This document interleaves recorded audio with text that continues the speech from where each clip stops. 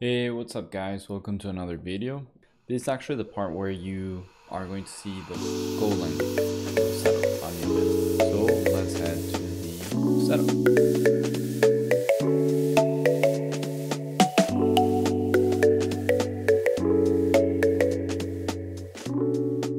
Okay, so what I'm going to do is the following. I'm going to remove what I have here currently. And after that,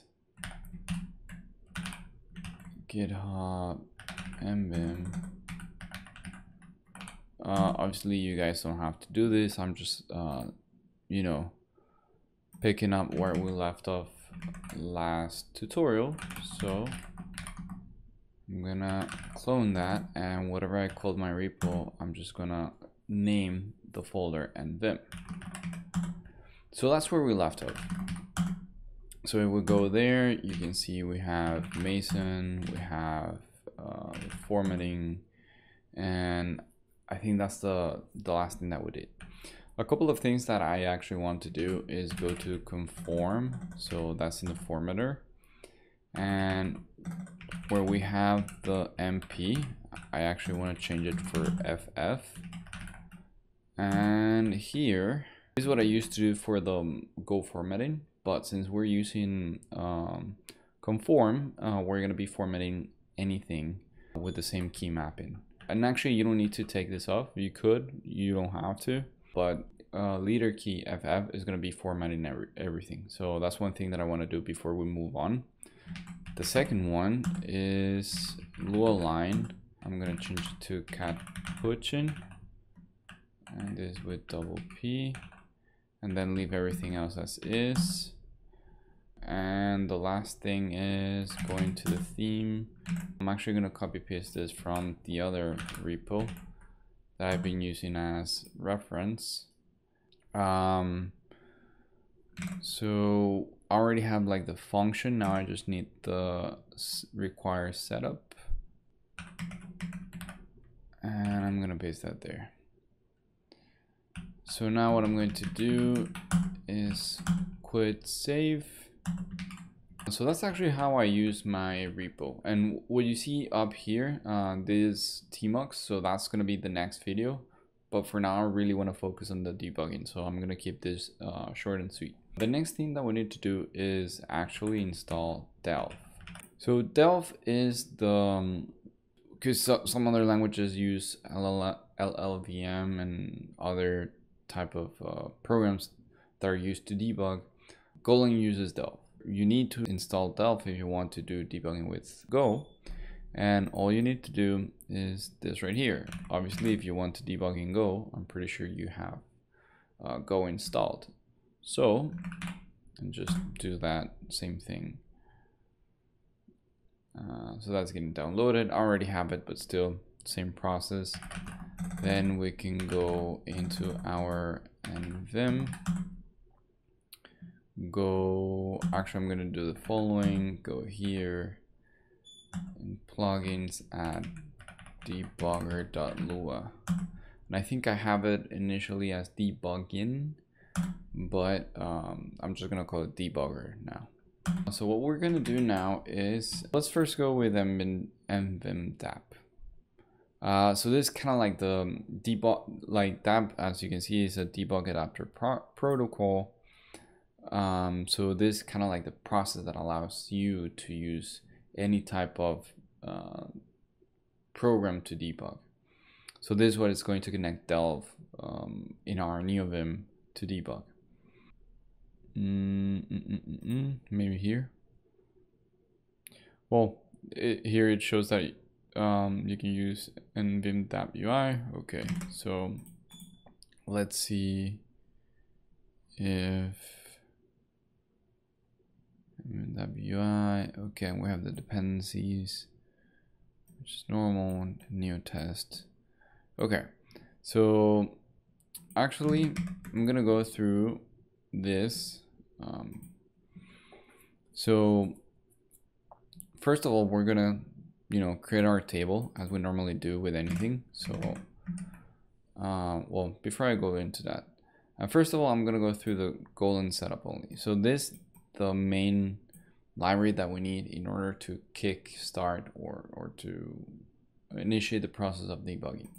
Then nvim.ui plus nvim.go plus nvim neotest are needed to debug in Golang. Once we do that, we're going to create our function, and within the function we're going to create two variables, dap and dap.ui. That way we can reference them here. We're going to create this event.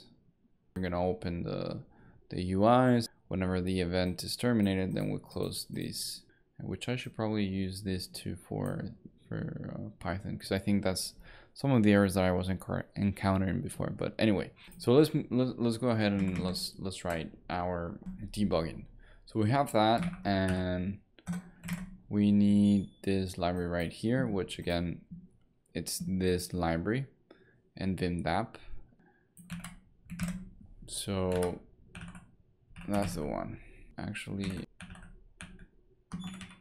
there you go. So I pressed letter FF and it did the auto formatting for me. Then let's go ahead and create the config function. Okay, honestly, I don't see the point on you guys seeing me typing this. I already explained what we're doing here about the processes and whatnot, so I don't see the point on taking longer than needed. Now this is very simple. Leader DT, we're gonna be toggling.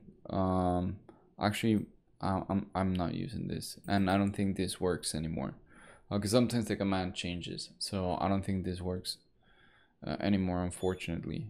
But we can try. We'll see right now.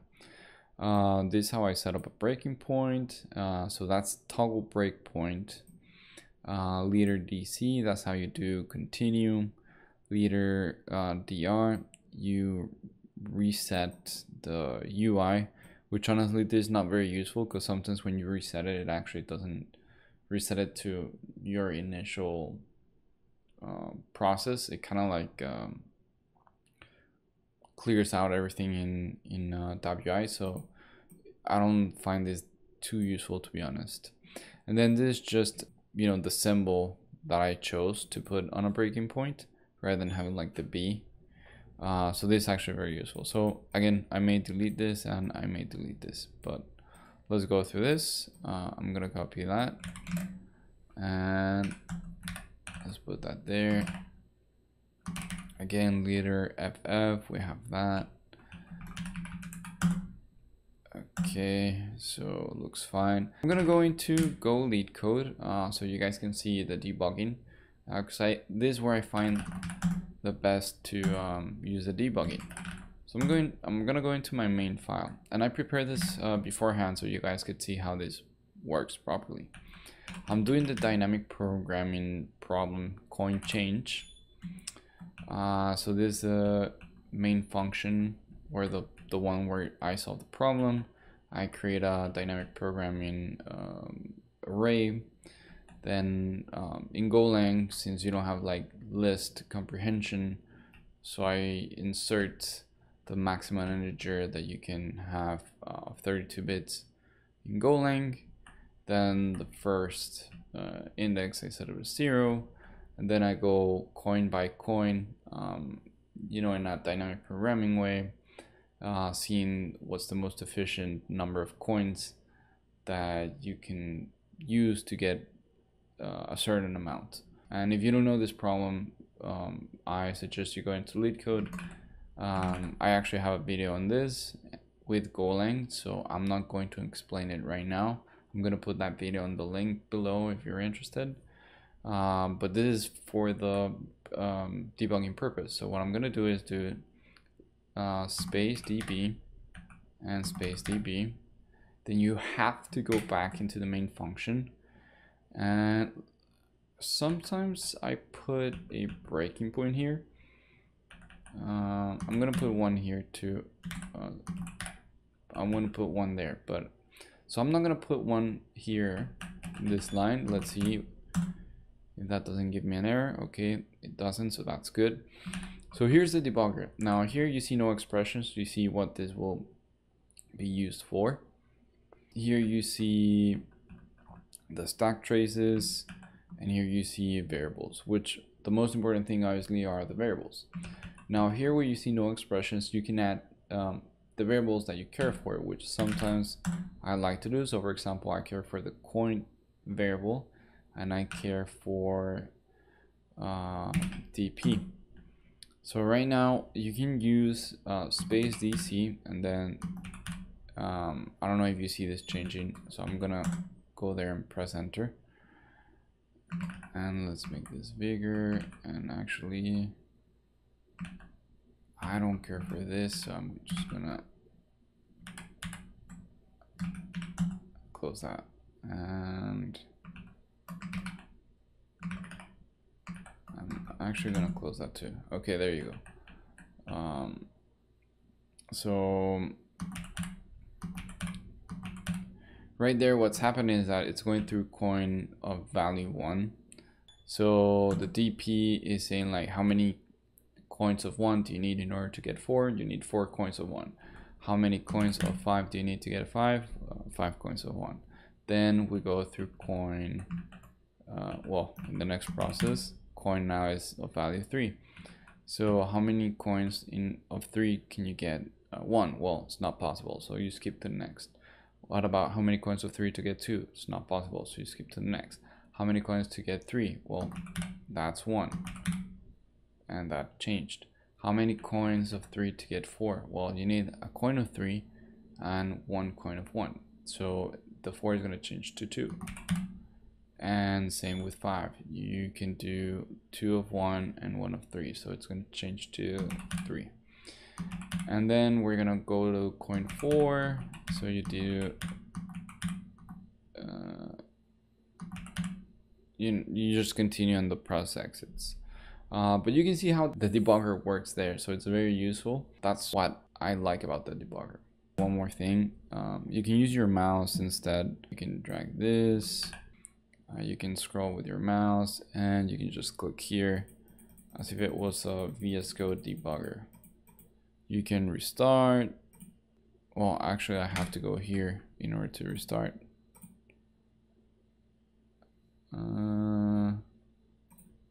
Okay, actually it may not pick up the debugging as well as I wanted to. But let's relaunch. Okay, there you go.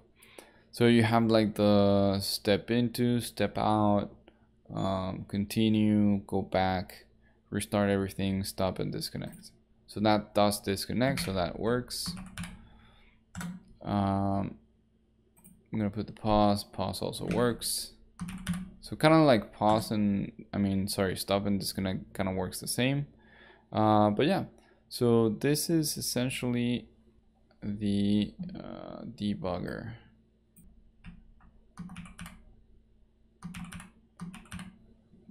Though this right here, there you go. I had to press quit in order, like there was like an empty spot there.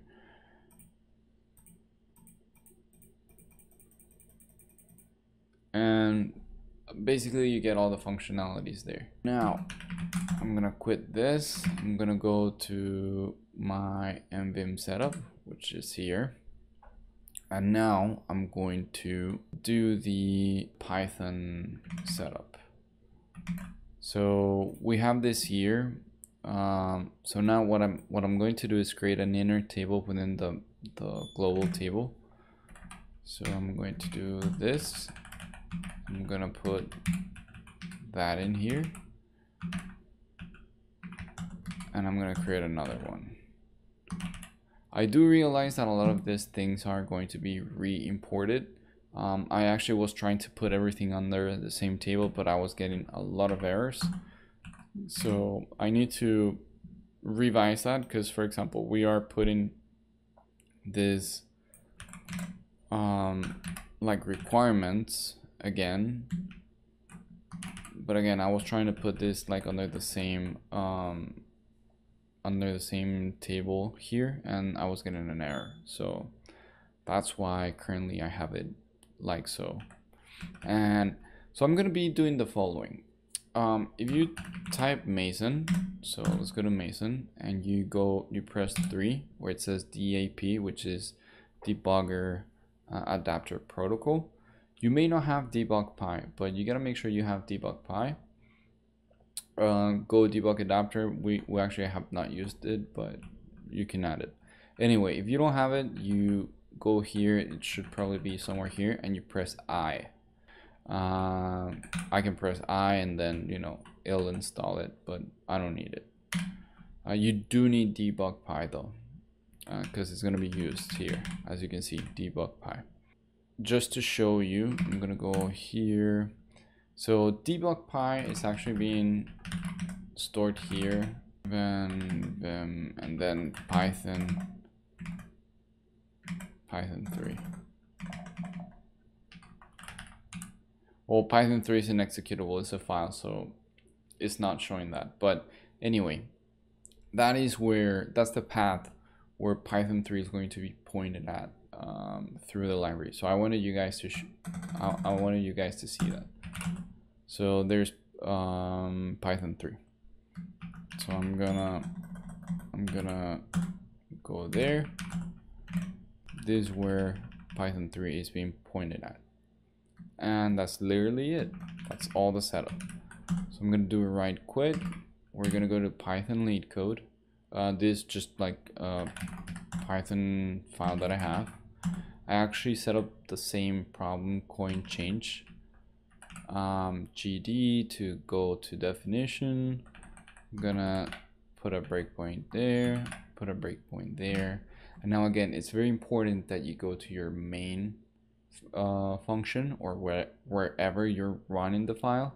If you run the file as a script, then it's fine that you run it from that same file. But for example, in my case where I'm running the main function here and I'm not running the other file as the main file, then it's very important that you go to that main function. For Golang, you just go to the main function always. So I put launch file.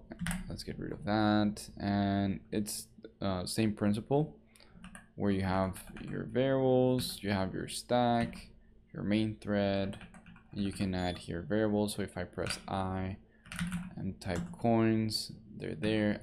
If I press D, I delete that. So I can put coin, I can put DP, and then if I do space DC, notice how the DP is being filled in, so I can expand that. I don't love the fact that this is too small, but that's fine. And you know, you can continue, same principle. It's just that here I put more coins. I put where's this coins? I put 1 2 3 4 instead of only 2 3 4. But anyway, you know, same principle. And that's it. Now that's the only thing. Probably you may see this. That's because I'm not handling well the events. So you may see this. This is a little bit annoying. I need to do a little bit more research on this, but I think that you can just press ignore every single time you see that. I know it's not the best. So it says like no stop threads. So obviously it's something to do with the fact that the Python process does not know that the debugger stopped. So obviously that's the error. I thought that I would have been able to quickly fix that with adding this like event listeners, but that did not work. So I'm gonna do a little bit more research on that. But what I want you guys to see is that you already have 2 debuggers that work. And then the last thing that I want you guys to see is Lazygit. So I'm gonna do lazygit.lua. So what is Lazygit? Lazygit is a terminal UI where you can basically do almost everything for Git. So homebrew, very simple. Brew install Lazygit. Paste brew install Lazygit. I already have it, but If you haven't, just copy and paste and run that, and that's it. Super simple. And you can just do Lazygit. That's it. So this is working within the terminal, where you can, I don't know if you see the numbers. 1, you see the branches where the 1 is. 2, you see like all the changed files. Now you press space and you stage it, space again, on stage, press enter, and then you can go and travel into like the differences. Press escape and then you go back out. Again, space and space, you toggle stage and stage. Enter, you see the differences. Escape, you back out. Almost with everything with escape, you cancel or go back out. So for example, if I do A, I'm going to commit everything. If I press C, then you see the commit summary there. Now I don't want to commit this yet, so I'm gonna press escape. And then I'm gonna press A again, and it'll toggle everything. 3, you see the local branches. What else? 4, you see the reference log. Pretty useful. 5, if you have any stashes. So I'm not going to commit anything yet, so I'm going to do Control C. So I'm gonna go into Lazygit and let's see if there's a lazy usage. Add Lazygit to Neovim. Oh, okay. So yeah, and I actually forgot. You do need the keyday heap pack, and I think that's it. Actually, I think this is the same, exactly the same of what I have in my repo. Plenary, yeah, that's exactly the same. Yeah, exactly the same, just without you know, the comments. Okay, so now I'm gonna quit, and then let's say that we want to go to, actually let's do it from within here. So I'm gonna do space LG, and there you go. That's where we have our Lazygit. So I want to add the debugger, yes. Well, add formatting Lua, yes. Lazygit, yes. Lualine, yes. Theme, yes. In case you want to check one by one. Let's say that I want to, you know, see the differences. And these are the stage changes. You can also, I haven't gone through this, but you can see also when there's merge conflict. So the UI is actually really nice. I press escape to back out of that, like, and by the way, you can also scroll with your mouse in case you want to see this. Enter ref to no, yeah, so with escape you cancel. So yeah, okay, so now I press C and I can say formatter and theme, and there you go. So now we should see that in the reflog. If I go to 4, then we see that new commit. I'm gonna stop the video here. I think this was a really good video. You know, we saw the debugger, the Lazygit UI, and we changed a little, you know, some things here and there, so we can have our Neovim set up a little bit nicer. So yeah, if you like this video, give it a like, subscribe, and I'll see you on the next one. Peace.